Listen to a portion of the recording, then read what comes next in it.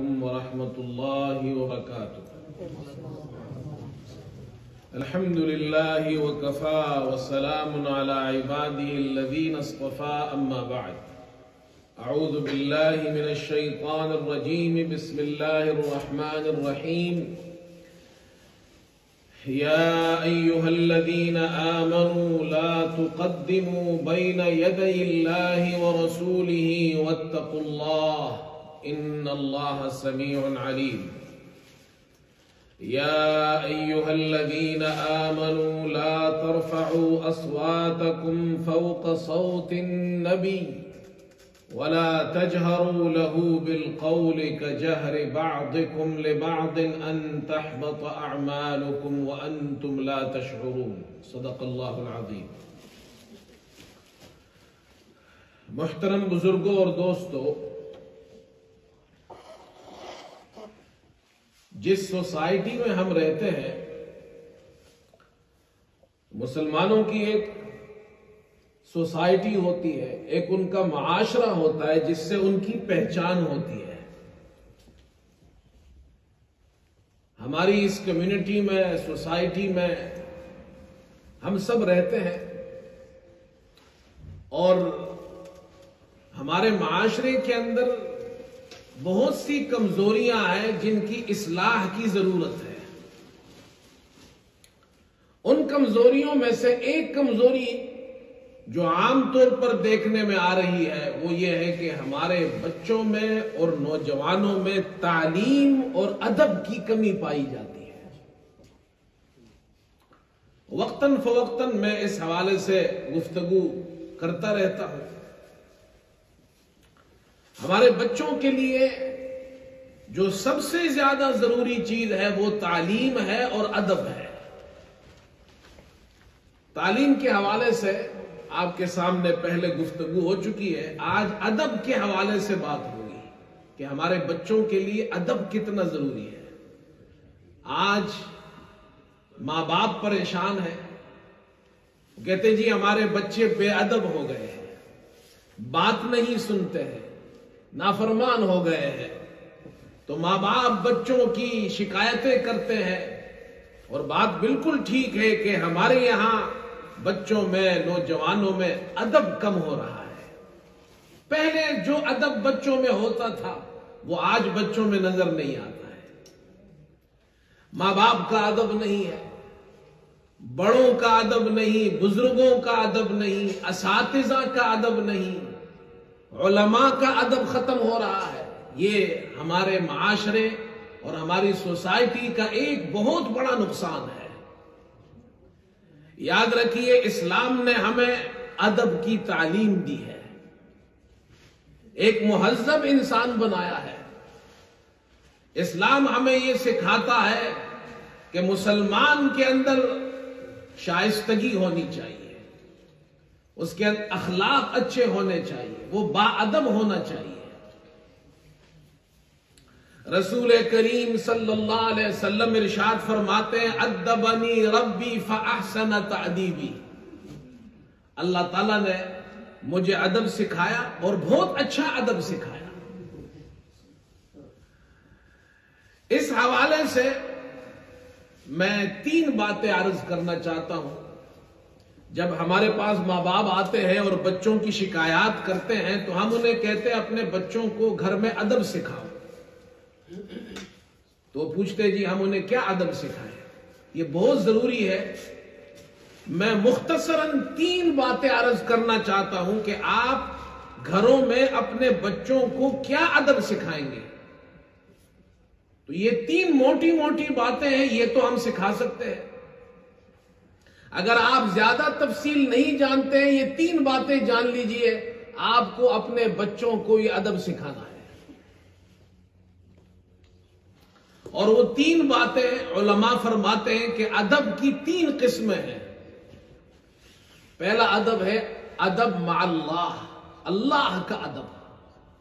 بچوں کو سب سے پہلے ہمیں یہ سکھانا ہے، گھر میں ماں باپ اپنے بچوں کو سکھائے، اسکول اور مدرسے میں استاد اپنے شاگردوں کو سکھائے، بڑوں چھوٹوں کو سکھائے. پہلی چیز یہ سکھانی ہے اللہ کا ادب. اللہ کی شان میں کوئی ایسا لفظ کلمہ ہماری زبان سے نہ نکلے جو اللہ کی شان کے خلاف ہو۔ آپ نے دیکھا ہوگا بعض مرتبہ گھروں کے اندر مائیں ایسی باتیں کہہ جاتی ہیں جو اللہ کے شان کے خلاف ہوتی ہے۔ بچہ بیمار ہو جائے تو ماں کہتی ہے نعوذ باللہ اللہ کو میرا ہی بچہ ملا تھا۔ اب وہ بچے جب سنتے ہیں ہماری ماں جب اللہ کے بارے میں یہ کچھ کہتی ہے تو بچہ کیا سیکھے گا؟ اللہ کا ادب۔ کسی کا چھوٹا بچہ مر جائے تو کہتے ہیں جی کوئی اور نہیں ملا تھا، ہمارا بچہ ہی لے لیا۔ یہ اللہ کا ادب نہیں ہے، یہ بے ادبی ہے۔ اسلام ہمیں سب سے پہلے اللہ کا ادب سکھاتا ہے۔ آپ دیکھیے جب ہم نماز پڑھتے ہیں تو اللہ کے سامنے ادب سے کھڑے ہوتے ہیں، ہاتھ باندھ کر کھڑے ہوتے ہیں، نظریں نیچے رکھتے ہیں، ادھر ادھر نہیں دیکھتے ہیں، کسی سے گفتگو نہیں کر سکتے ہیں۔ خشوع کے ساتھ نماز کا حکم دیا ہے۔ خشوع کا معنی سکون کے ہے کہ آپ سکون کے ساتھ کھڑے ہو، یہ ادب ہے۔ یہ ادب ہمیں نماز کے اندر سکھایا گیا ہے۔ نماز میں اوپر دیکھنے سے منع کیا گیا ہے، سجدے کی جگہ پر آپ دیکھتے ہیں۔ یہ سارے آداب ہم 5 مرتبہ اللہ کے سامنے کھڑے ہوتے ہیں، ادب کے ساتھ ہمیں ادب سکھایا گیا ہے۔ پھر اسی طرح ہمیں مسجد کا ادب سکھایا ہے کہ مسجد میں جب ہم آتے ہیں تو جوتے اتار کر آتے ہیں، اور اس سے پہلے جب ہم گھر میں وضو کرتے ہیں، ابھی مسجد پہنچے نہیں ہے، ٹوائلٹ میں ہے، تو وہاں ہمیں کیا ادب سکھایا ہے؟ سرکار دو عالم صلی اللہ علیہ وسلم فرماتے ہیں جب تم قضائے حاجت کے لیے جاؤ لا تستقبلوا القبلۃ ولا تستدبروها، قبلے کی طرف رخ بھی مت کرو، پیٹھ بھی مت کرو۔ قبلے کا ادب سکھایا ہے۔ ابھی تم مسجد نہیں پہنچے ہو، ابھی تم نے نماز شروع نہیں کی ہے، لیکن ادب سیکھو۔ ٹوائلٹ میں بیٹھا ہوا ہے، قضائے حاجت کے لیے ہے، اس وقت سمجھایا جا رہا ہے قبلے کی طرف رخ اور پیٹھ مت کرو، یہ قبلے کی بے ادبی ہے، قبلے کا ادب ہے۔ اسی لیے ہمارے یہاں سکھایا جاتا ہے قبلے کی طرف پاؤں ٹانگیں مت پہلاؤ، اس لیے کہ یہ شعائر اللہ میں سے ہے۔ ایک مرتبہ یہاں ایک نوجوان ہماری مسجد میں بیٹھا ہوا تھا، قبلے کی طرف پاؤں پھیلائے ہوئے تھے۔ میں نے اس سے کہا کہ قبلے کی طرف پاؤں مت پہلاؤ، تو اس نے کہا کون سی حدیث میں منع آئی ہے؟ میں نے کہا حدیث میں نہیں، یہ تو قرآن میں ہے۔ کہا قرآن میں کہاں ہے؟ میں نے کہا اللہ تعالیٰ فرماتے ہیں وَمَن يُعَظِّمْ شَعَائِرَ اللَّهِ فَإِنَّهَا مِن تَقْوَى الْقُلُوبِ، شعائر اللہ کی تعظیم کرنا، ان کا ادب اور احترام کرنا دلوں کا تقوی ہے۔ قبلہ شعائر اللہ میں سے ہے۔ وہ اچھا نوجوان تھا، اس نے اپنے پاؤں سکھیڑ لیے، ہمیں ادب سکھایا ہے۔ پھر جب ہم مسجد پہنچتے ہیں تو ادب سکھایا ہے، جوتے اتار کر ہم مسجد میں داخل ہوتے ہیں، یہ ادب ہے۔ یہ ادب اللہ تعالیٰ نے انبیاء علیہ السلام کو بھی سکھایا ہے۔ حضرت موسیٰ علیہ السلام کو اللہ تعالیٰ نے نبوت عطا فرمائی، لیکن نبوت سے پہلے آپ کو ادب سکھایا۔ آپ جب وادی طویٰ میں پہنچے، سورہ طٰہٰ میں آپ نے پڑھا ہے، حضرت موسیٰ علیہ السلام تو آگ لینے کے لیے گئے تھے، وہاں جب پہنچے تو اللہ تعالیٰ کی طرف سے آواز آئی یا موسیٰ انی انا ربک فاخلع نعلیک انک بالوادی المقدس طویٰ، اے موسیٰ میں تمہارا رب ہوں، تم وادی مقدس طویٰ میں پہنچ چکے ہو۔ یہاں اللہ تعالیٰ نے آپ کو نبوت عطا فرمائی، لیکن پہلے آپ کو ادب سکھایا فاخلع نعلیک، اے موسیٰ اپنے جوتے اتار کر اندر داخل ہو، جوتے اتار کر اندر آؤ، اپنے نالین اتار کر اندر آئیے۔ اور پھر اللہ تعالیٰ نے فرمایا وَأَنَا اخْتَرْتُكَ فَاسْتَمِعْ لِمَا يُوحَىٰ إِنَّنِي أَنَا اللَّهُ لَا إِلَٰهَ إِلَّا أَنَا فَاعْبُدْنِي وَأَقِمِ الصَّلَاةَ لِذِكْرِي، اے موسیٰ میں نے آپ کو پسند کر لیا ہے، اب ہماری وہی سنیے، میں اللہ ہوں، میرے ساتھ کوئی شریک نہیں، میرے علاوہ اور کوئی الہ نہیں، میری بندگی کیجئے، نماز قائم کیجئے۔ پہلی بات آپ کو ادب سکھائی گئی۔ مسجد میں آتے ہیں ادب۔ اب جب مسجد پہنچ گئے تو کہا قبلے کی طرف رخ کر کے کھڑے ہو جاؤ، امام کے پیچھے خاموشی کے ساتھ قرآن سنو، نماز کے اندر ہاتھ باندھ کر کھڑے ہو، یہ ادب ہمیں سکھایا گیا ہے۔ تو اللہ کی شان میں ایسا جملہ کہنا، ایسا کلمہ کہنا، ایسی بات کہنا جو اللہ کی شان کے خلاف ہو، یہ مسلمان کو زیبا نہیں ہے۔ حضرت عیسیٰ علیہ السلام کا ذکر اللہ تعالیٰ نے قرآن میں جا بجا کیا ہے۔ سورہ مائدہ کے آخر میں ہے، قیامت کے دن اللہ تعالیٰ عیسیٰ علیہ السلام سے پوچھیں گے، اور یہ اس لیے پوچھیں گے تاکہ ان لوگوں کو معلوم ہو جائے جنہوں نے حضرت عیسیٰ اور ان کی اماں مریم کو خدا بنا رکھا تھا، ان کو معلوم ہو جائے کہ یہ خدا نہیں ہے۔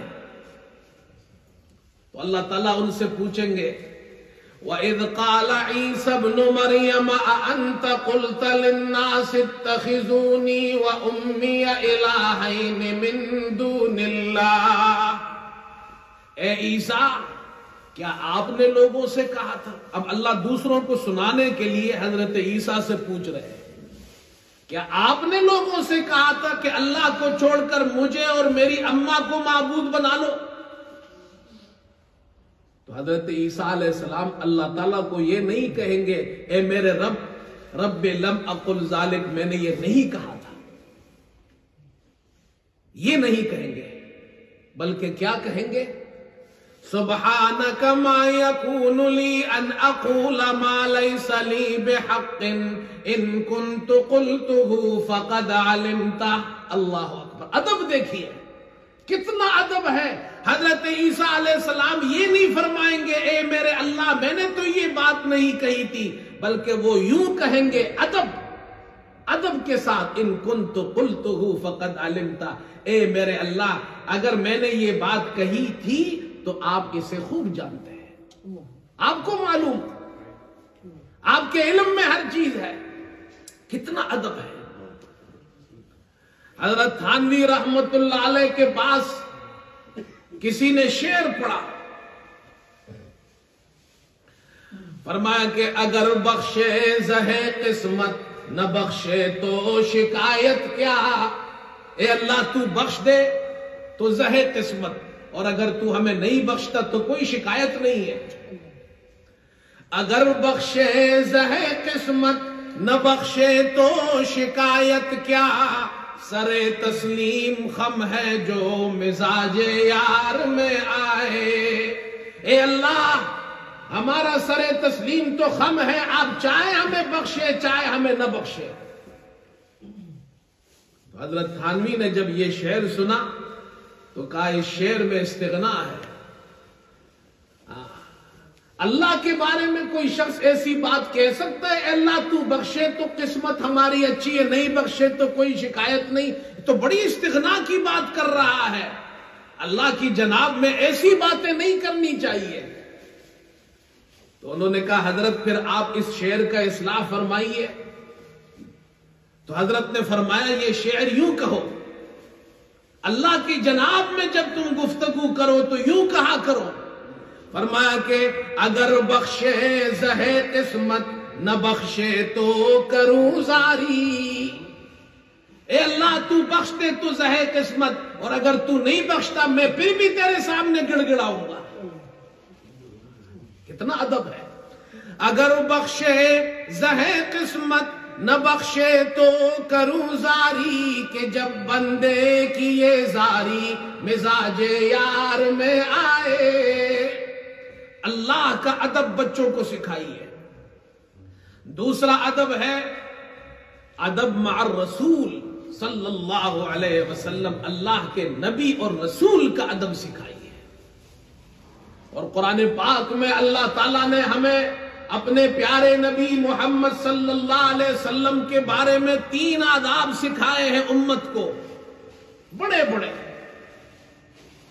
فرمایا یا ایھا الذین آمنوا لا تقدموا بین یدی اللہ ورسولہ، اے ایمان والو اللہ اور رسول سے پیش قدمی مت کرو، ان سے آگے مت بڑھو، ان سے سبقت مت کرو۔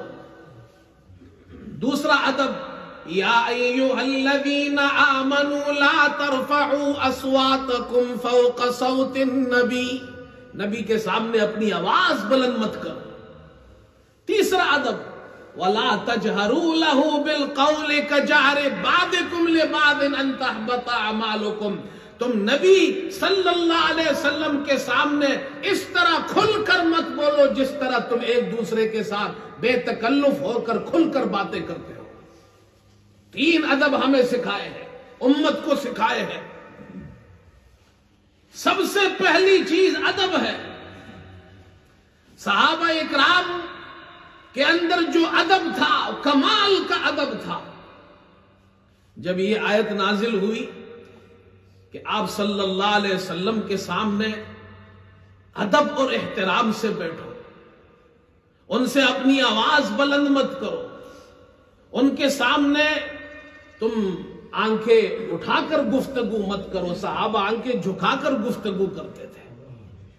حضرت ثابت بن قیس نے یہ آیت سنی، اور ان آیات کے آخر میں اللہ تعالیٰ نے پھر یہ بھی ارشاد فرمایا یا ایھا الذین آمنوا لا ترفعوا اصواتکم فوق صوت النبی ولا تجہروا له بالقول كجهر بعضکم لبعض ان تحبط اعمالکم وانتم لا تشعرون۔ اگر تم بے ادبی کرو گے تو یاد رکھو تمہارے اعمال ضائع ہو جائیں گے، تمہارے سارے اعمال، تمہاری نمازیں ضائع ہو جائیں گی، روزے ضائع ہو جائیں گے، حج اور عمرے، زکوٰۃ، صدقات سب ضائع ہو جائیں گے۔ بے ادبی کا اتنا بڑا نقصان ہے۔ تو ثابت بن قیس کی آواز بہت بلند تھی۔ بعض لوگوں کی آواز بہت بڑی ہوتی ہے، تو وہ گھر میں جا کر بیٹھ گئے، آپ صلی اللہ علیہ وسلم کی مجلس میں نہیں آتے تھے۔ آپ نے انہیں نہیں دیکھا تو صحابہ سے پوچھا کہ ثابت کہاں ہے؟ صحابہ نے عرض کی اللہ کے رسول جب سے یہ آیتیں نازل ہوئی ہے وہ تو گھر میں بیٹھ گئے ہیں، اور اس خوف سے ہے کہ آپ کی مجلس میں آئے اور وہ بات کریں گے، آواز ان کی بڑی ہے آپ سے، آپ کی مجلس میں، تو ان کو ڈر ہے کہ میں بے ادبی کر جاؤں گا، میرے سارے اعمال ضائع ہو جائیں گے۔ حضور صلی اللہ علیہ وسلم نے کتنی شفقت اور محبت تھی، آپ نے فرمایا جاؤ ثابت کو بلا کر لاؤ اور اس سے کہو بل ہوا من اہل الجنہ، وہ تو جنتیوں میں سے ہے۔ صحابہ فرماتے ثابت ہمارے درمیان چلا کرتے تھے اور ہم دیکھتے تھے کہ ایک جنتی ہمارے درمیان چلتا ہے۔ یہ ادب ہے۔ حضرت ابو بکر صدیق رضی اللہ تعالیٰ عنہ تشریف لے جا رہے تھے، ایک صحابی ہے ابو دردہ، وہ ان سے آگے نکل گئے، چلنے میں آگے نکل گئے۔ حضور صلی اللہ علیہ وسلم نے ابو دردہ کو سمجھایا، اے ابو دردہ تم ایسے آدمی سے آگے بڑھ رہے ہو جو دنیا میں بھی تم سے افضل ہے، آخرت میں بھی تم سے افضل ہے۔ اور پھر آپ نے فرمایا انبیاء کے بعد سورج کسی بھی ایسے شخص پر نہ طلوع ہوا ہے نہ غروب ہوا ہے جو ابو بکر سے افضل ہو، تم ان سے آگے بڑھتے ہو۔ اسی لیے علماء فرماتے ہیں اللہ نے جو نبی کا ادب سکھایا ہے وہی ادب صحابہ کا بھی ہے، وہی ادب علماء کا بھی ہے، وہی ادب مشائخ اور بزرگوں کا بھی ہے، اس لیے کہ علماء انبیاء کے وارث ہیں۔ تو جو آپ کا ادب ہے وہی علماء کا ادب ہے، اس لیے کہ قرآن اور حدیث علماء سے دنیا کو پہنچا ہے، ان کا ادب سکھایا گیا ہے ہمیں۔ اگر ہم ان کا ادب نہیں کریں گے تو اس کا نقصان یہ ہوگا کہ اللہ ناراض ہوگا، اعمال کے ضائع ہونے کا خطرہ ہے۔ علماء اپنے تجربے کی بنیاد پر فرماتے ہیں، بزرگوں سے سنا ہے کہ علماء کی بے ادبی سے سب سے بڑا نقصان یہ ہوتا ہے، ہمارے والد صاحب رحمت اللہ علیہ فرماتے تھے 7 نسلوں تک اللہ اس کی اولاد کو دین سے محروم کر دیتا ہے۔ اللہ بڑی غیرت والا ہے، اس لیے کہ جن سے آپ کو قرآن مل رہا ہے، حدیث مل رہا ہے، ان کا ادب نہیں کریں گے تو آپ کو نہ قرآن ملے گا نہ حدیث ملے گی آپ کو۔ میں ایک واقعہ سناتا ہوں، یہ جو ہمارے نوجوان بیٹے ہیں ان کے لیے۔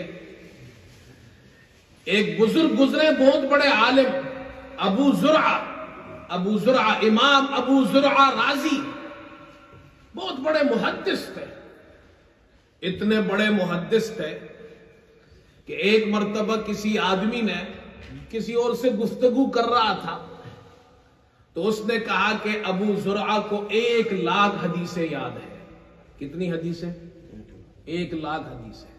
تو دوسرا شخص مان نہیں رہا تھا، تو اس نے طلاق ڈالی اپنے بیوی پر کہ اگر ابو زرعہ کو 1,00,000 حدیثیں یاد نہ ہو تو میری بیوی پہ طلاق۔ بات تو کہہ دی اس نے، اب وہ پریشان ہو گیا، تو دوڑتا دوڑتا ابو زرعہ کے پاس آیا، حضرت میں نے ایسی بات کی ہے آپ کے بارے میں، کہیں میری بیوی کو طلاق تو نہیں ہو گئی؟ اگر آپ کو 1,00,000 حدیثیں یاد نہ ہو تو میری بیوی تو طلاق شدہ ہو جائے گی۔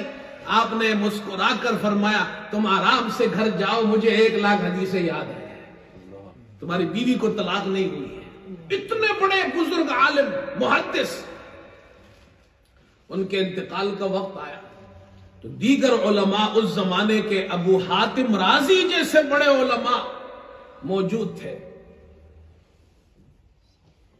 تو ان علماء نے آپس میں مشورہ کیا کہ ہمیں کوئی ایسا عمل کرنا چاہیے کہ ہمارے جو شیخ ہے ابو زرعہ یہ کلمہ پڑھے، اس لیے کہ سنت ہے تلقین کرنا، کسی کا انتقال ہو ان کے سامنے کلمہ پڑھی ہے۔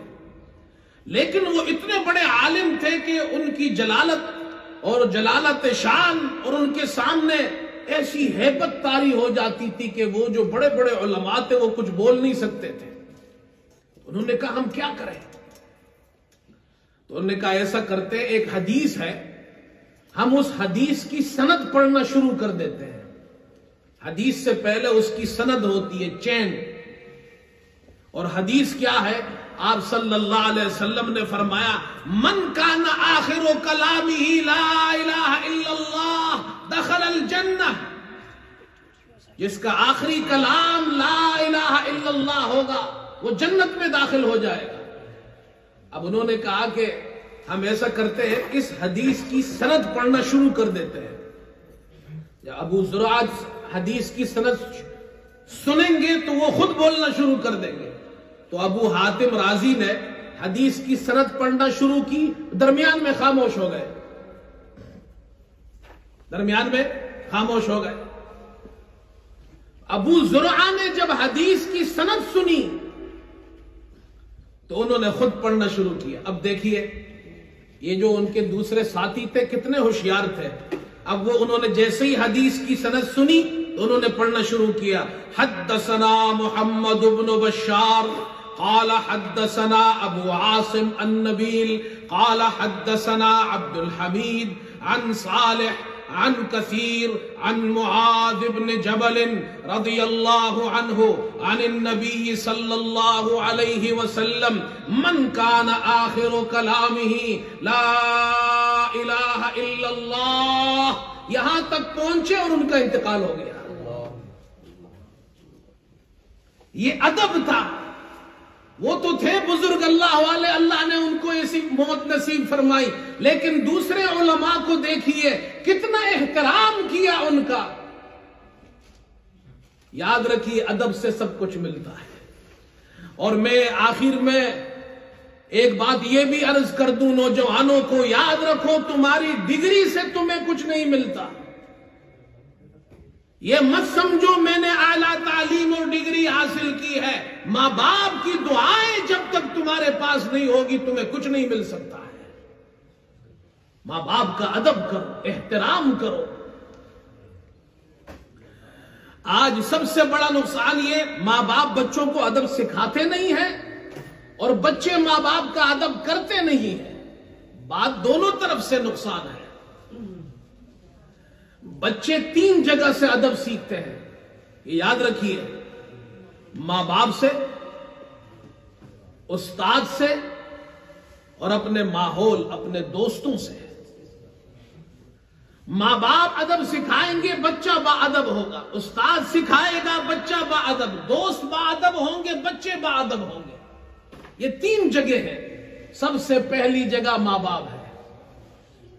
ہمارے جو والد صاحب کے شیخ تھے حضرت مولانا فضل محمد صاحب رحمت اللہ علیہ، ان کے دادا شیخ، ان کے شیخ کے شیخ سنڈاکئی بابا علیہ رحمہ، یہ ہمارے یہاں بہت بڑے بزرگ گزرے ہیں، ان کو سنڈاکئی بابا کے نام سے جانا جاتا ہے۔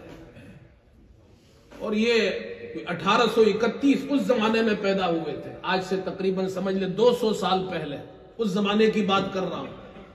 تو وہ علم حاصل کرنے کے لیے ہندوستان بھی گئے، مصر بھی گئے۔ مصر میں ایک علاقے میں پہنچے، ہمارے والد صاحب کے شیخ نے یہ قصہ سنایا، میں نے خود سنا ان سے۔ وہاں علم حاصل کر رہے تھے۔ اب طالب علم تو نوجوان ہوتے ہیں، نوجوان تو جناب غلطیاں بھی کرتے ہیں، شرارت بھی کرتے ہیں۔ تو جو استاد تھے انہوں نے کسی وجہ سے انہوں نے غلطی کی، تو وہ تنبیہاً ان کو ایک تپڑ مار رہے تھے۔ تو عام طور پر آپ نے دیکھا ہوگا جب استاد ہاتھ اٹھاتا ہے تو بچے پیچھے ہو جاتے ہیں، لیکن سنڈاکئی بابا علیہ رحمہ چھوٹے تھے، نوجوان تھے، طالب علم تھے، تو انہوں نے اپنا چہرہ آگے کر لیا استاد کی طرف، بجائے پیچھے ہونے کے استاد کی طرف آگے بڑھ گیا اور اپنا چہرہ آگے کیا۔ جی حضرت ماریے۔ تو استاد نے ہاتھ روک لیا، کہا بیٹا یہ تمہیں کس نے سکھایا ہے یہ ادب؟ کہا میرے ماں باپ نے سکھایا ہے۔ فرمایا پھر اللہ تمہیں بہت بڑا عالم بنائے گا، جس کے پاس ادب ہو تو پھر اللہ نے ان کو سنڈاکئی بابا جیسا عالم بنایا، جیسا ایسا بڑا بزرگ بنایا۔ اپنے بچوں کو ادب سکھائیے۔ آپ یاد رکھیے، جن ماں باپ کے بچے با ادب ہوں گے، تعلیم یافتہ ہوں گے، ماں باپ مر بھی جائے وہ یتیم نہیں ہوں گے۔ عربی شاعر کہتا ہے، فرمایا لیس الیتیم الذی قد مات والدہ، کہتے ہیں وہ بچہ یتیم نہیں ہوتا چاہے اس کا باپ مر جائے۔ یتیم وہ نہیں ہے جس کا باپ مر جائے۔ ہم تو یہ سمجھتے ہیں جس کا باپ مر گیا بچہ یتیم ہو گیا۔ لیس الیتیم الذی قد مات والدہ ان الیتیم یتیم العلم والادب، یتیم وہ نہیں جس کا باپ مر جائے، یتیم وہ ہے جس کے پاس علم اور ادب نہ ہو۔ آپ کے بچے کے پاس علم ہے، تعلیم ہے، ادب ہے، وہ یتیم نہیں ہو سکتا۔ اور اگر آپ کے بچے کے پاس علم و ادب نہیں ہے، وہ بچہ ماں باپ کے ہوتے ہوئے یتیم ہے۔ اللہ ہمارے بچوں کو ایسا یتیم نہ بنائے۔ ہمارے بچوں کے پاس تعلیم بھی ہو، ہمارے بچوں کے پاس ادب بھی ہو، ہمارے بچے با ادب ہوں گے تو اللہ تعالیٰ ان کو دنیا میں کامیاب کرے گا۔ اللہ تعالیٰ ہم سب کو عمل کی توفیق عطا فرمائے۔ وآخر دعوانا الحمدللہ رب العالمین۔